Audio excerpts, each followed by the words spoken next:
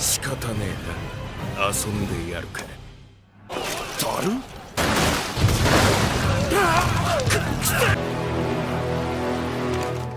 やっ！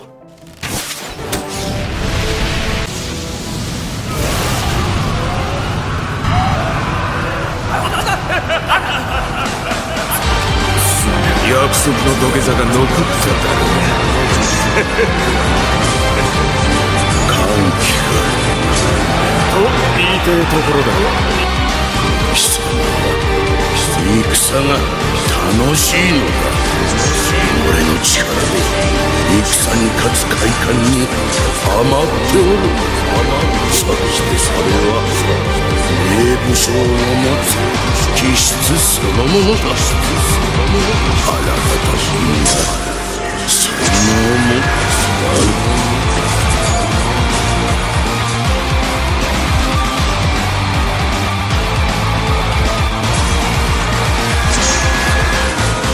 なぜ神将として戦っているのかだ。寝言は死んで言えよ、じじい。Bon, alors vous les gars, j'espère que vous allez bien et bienvenue sur Fumicho, review de l'épisode 9 de Kingdom, les frérots de la saison 5. Il me semble que j'ai loupé l'épisode 8, enfin du moins la review de l'épisode 8. Désolé les frérots, je n'ai pas pu, on va dire, couvrir cet épisode. Mais là, j'étais vraiment obligé de couvrir cet épisode 9 parce que, comme vous le savez, c'est un épisode clé dans la bataille, dans l'arc de Kokuyu. Il y en a deux des épisodes clés, il y avait celui-là, il y en a encore un autre, et honnêtement, l'animé nous a bien servi. On va revenir de toute façon sur tous les événements comme d'habitude, les gars. Donc, on est sur un épisode dans lequel il s'est passé énormément de choses. On a la mort de Ryuto, la mort de Keisha, on a le discours de Shin, on a également la décision de Kizui, qui est une décision très intelligente, qui montre à quel point, au final, j'ai envie de dire, le véritable meneur dans cette histoire, on va dire le meneur d'homme, ou plutôt le meneur moral, c'est Kizui, mais bref, on va revenir vers ça un petit peu plus tard. Déjà, d'un point de vue en termes d'animation, est-ce qu'on peut s'attendre à un épisode dans lequel il y a une meilleure animation parce qu'on est quand même sur la confrontation Keisha versus Shin? Non, on était sur une animation habituelle, classique. Même s'il n'y a pas de fulgurance, on va dire, dans les moyens qui sont mis dans l'animation, on peut quand même souligner et féliciter la constance de cette saison parce que dans beaucoup d'animés, tu as des épisodes des fois qui sont, on va dire, voilà, où tu sens qu'ils mettent les moyens dans l'animation parce qu'ils savent que c'est un combat clé. C'est dommage qu'ils ne le fassent pas dans Kingdom. Alors, ils peuvent rester sur une animation correcte, on va dire un 7 sur 10 dans toute la saison. Et par contre, lorsqu'ils voient que c'est un combat qui est important, ils pourraient mettre les moyens un petit peu plus dans l'animation. Tu as des animés qui le font, mais dans Kingdom, ils sont constants. Donc, on va au moins féliciter la constance plutôt que les potentielles fulgurances qu'ils auraient pu faire. Mais ça reste correct, on va donner 7 sur 10 pour l'animation, mais c'est pas là où l'épisode, selon moi en tout cas, s'est démarqué, c'est dans tout ce que ça raconte. Et ça, c'est non seulement le studio d'animation, mais c'est surtout Hara, en fait, qui nous raconte une histoire de ouf dans le combat Keisha versus Shin, et qui nous raconte une histoire de ouf globale dans Kokuyu, et même dans les conséquences de Kokuyu. C'est une folie, hein. On n'en parle pas assez dans la communauté Kingdom des conséquences de Kokuyu, et surtout de tout ce qui s'est déroulé à Kokuyu, mais ça fait partie des petites masterclass de Hara. Je ne peux pas le mettre au niveau des putains de masterclass comme Bayou, comme même, on peut se le dire aussi, la coalition, mais on est sur une petite masterclass Kokuyu, et je vous dis, le meilleur arrive, vraiment, enfin, le meilleur, dans le mauvais sens du terme. D'ailleurs, le prochain épisode, à mon avis, ça va censurer. Mais brefons. En tout cas, Shin doit se concentrer sur Keisha. Et c'est bien parce que cet épisode va mettre en avant déjà le fait que Shin est réellement grandi, mais grandi en tant que commandant, on va dire, dans Kingdom, dans l'univers Kingdom. Il a grandi dans l'imaginaire des fans de Kingdom, mais aussi dans la perception des personnes qui l'affrontent, à savoir Keisha, Riboku. De toute façon, Shin a été désigné comme cible potentiellement dangereuse. Alors, il a été dit de façon très claire, nette et précise, je ne vais pas m'échapper, que Shin, pour l'instant, était quelqu'un qui pouvait devenir dangereux, donc en gros, il est une cible au moins égale à celle de Kanki, parce que Riboku évaluait son potentiel, en fait. Riboku savait que Shin allait devenir très certainement l'un des 6 GG, du moins aurait un niveau des 6 GG, ou du moins il aurait un niveau suffisamment puissant, dangereux pour pouvoir être dangereux pour l'état de Zhao, d'accord? Sauf que ce qu'il n'avait pas perçu, c'est que Shin deviendrait aussi puissant dès maintenant, et Keisha non plus ne l'avait pas perçu. Alors, si on s'arrête concernant Keisha. Keisha, c'est donc un général, c'est lui qui a mené les troupes de Zhao, il me semble qu'il y avait 120 000 hommes à la coalition, d'accord? Ça montre à quel point Riboku avait confiance en lui, on nous introduit un petit peu le passé de Keisha, enfin le passé, du moins comment Riboku a trouvé Keisha, le fait qu'il était fort stratégiquement, d'accord? Et aussi le fait d'ailleurs qu'il pouvait battre Riboku, hein, ça a été dit, il me semble, à la coalition, mais il battait Riboku dans des batailles stratégiques. Donc Keisha, c'était, on va dire, l'un des prétendants au poste des trois grands cieux de Zhao. Les trois grands cieux de Zhao, je ne vous le rappelle pas, c'est l'égal des 6 GG des cieux. Donc, on peut se dire, quelqu'un qui lit Kingdom comme ça peut se dire, ah bah finalement Keisha c'est un personnage, c'est un général qui peut s'opposer aux 6 GG des cieux. Oui et non, je vais vous expliquer pourquoi. C'était un prétendant. Donc pour lui, dans son esprit, sa confrontation avec Kanki faisait sens. Pourquoi? Parce que c'était les deux étoiles montantes de leur état. C'est-à-dire que lui, Keisha, est l'étoile montante parce qu'il prétend au poste des trois grands cieux de Zhao, donc il prétend en avoir le niveau, d'accord?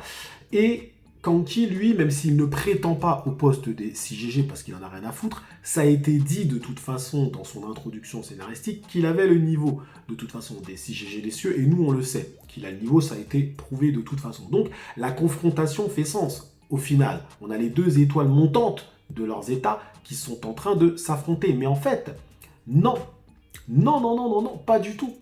Keisha s'est opposé à une personne qui avait un avenir, on va dire, plus grand que lui. Il s'est opposé à Shin. Ok? Est-ce que ça veut dire que Keisha n'avait pas le niveau pour être l'un des trois grands cieux? Je ne pense pas. Je pense que oui, il avait le niveau. Mais vous savez, dans Kingdom, lorsque tu n'es pas aidé par les cieux, c'est que tu n'es pas voué à un grand avenir. Tu n'es pas voué à faire de grandes choses.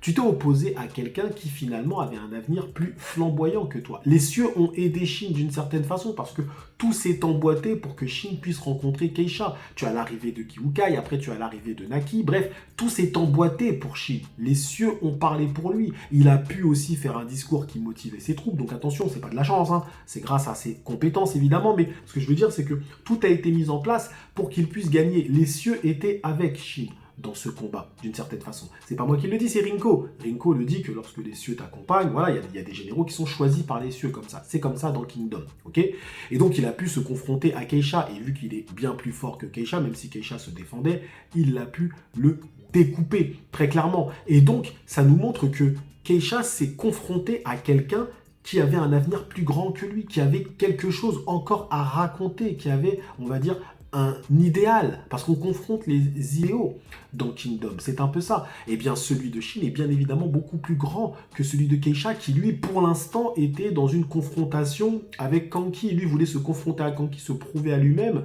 qu'il était, on va dire, voilà, qu'il était légitime dans les trois grands cieux, dans les trois grands cieux de Zhao, tout simplement. Et donc il confronte Shin, Shin le découpe. Alors, un point que j'ai trouvé vraiment bien, c'est que l'animé n'a pas censuré. L'animé n'a pas censuré la découpe de Keisha. Et franchement, si on m'avait demandé en début de saison si cette scène-là allait être censurée, j'allais dire oui. J'allais dire oui, parce que c'est l'une des scènes les plus violentes, même si c'est pas ultra violent, mais on va dire dans le coup c'est violent et tout, et d'habitude l'animé il censure ça.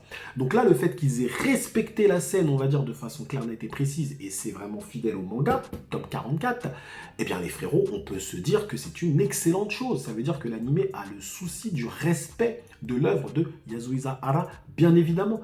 Est-ce qu'ils vont continuer sur cette tendance, et est-ce qu'ils vont confirmer dans le prochain épisode? Je ne pense pas. Le prochain épisode est d'une violence déjà inouïe, et les autres, ça va être encore pire. Il va se passer quelque chose d'ignoble pour les gens qui ne savent pas ce qui se passe à Kokuyu.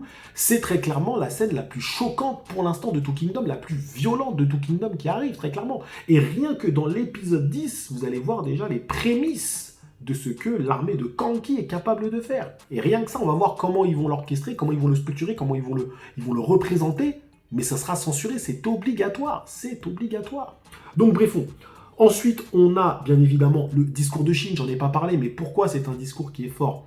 Parce qu'en fait Shin, dans ce discours, montre clairement à quel point il a l'étoffe déjà d'un général, parce qu'il ne l'est pas encore, mais même d'aller plus loin.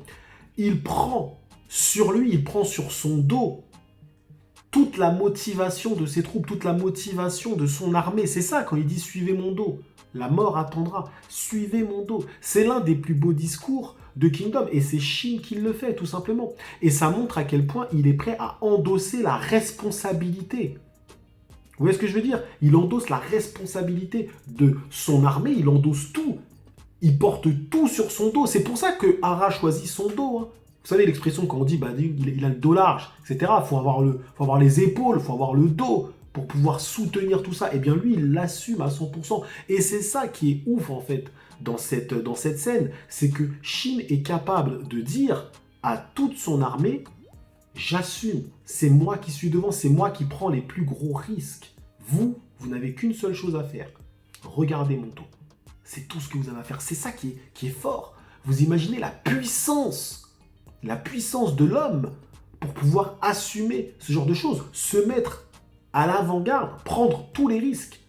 Et quand toi tu es soldat, tu vois ça, mais tu es obligé d'être transcendé parce que tu as l'homme le plus important de ton armée qui prend tous les risques. Vous imaginez? Vous êtes dans cette armée-là, mais c'est obligé que vous aurez une force démentielle. Mais c'est clair, net et précis, évidemment.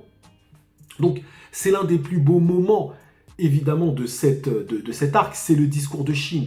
Il n'a pas été raté. Il n'a pas été raté très clairement, même si je dois avouer que la version manga était plus violente, plus sanglante, il y avait plus d'émotions. Mais là, j'ai apprécié parce que le seiyuu de Shin, il fait bien le taf. D'ailleurs, le seiyuu de Kizui, je ne sais pas s'ils l'ont changé ou pas, mais peut-être, je ne sais pas si c'était mon ordi qui avait une qualité sonore bizarre, mais je trouvais que la voix était un peu différente. Mais bref, c'est peut-être juste une interprétation de ma part. Donc, discours somptueux, bien représenté par l'animé, bien évidemment. Donc on arrive ensuite sur la décision de Kizui, enfin il y a la mort de Ryuto, tout ce que tu veux, le sauvetage de Shin et tout, et derrière on arrive sur la décision de Kizui qui décide finalement de ne pas informer les troupes de la mort de Keisha, et c'est quelque chose de très intelligent effectivement, parce que comme ça, il ne défonce pas le moral des soldats, et il peut continuer le combat, et on va dire, il peut espérer se venger. Après, là où Keisha était quand même très dangereux, c'est que Keisha, lui, avait un esprit stratégique qui était très développé. Est-ce que Kizui va pouvoir, on va dire, reprendre correctement le flambeau? Vous verrez ça dans les prochains épisodes. En tout cas, là, on arrive sur le Kanki Game. Et tenez-vous prêts, tenez-vous prêts. D'ailleurs, ça confirme ce que je vous ai dit concernant cette saison, parce que là, on a déjà bien entamé le tome 44. Le prochain épisode va très certainement, peut-être pas le terminer, on va dire, va quasiment le boucler. Et Kokyu est terminé au 45. Hein.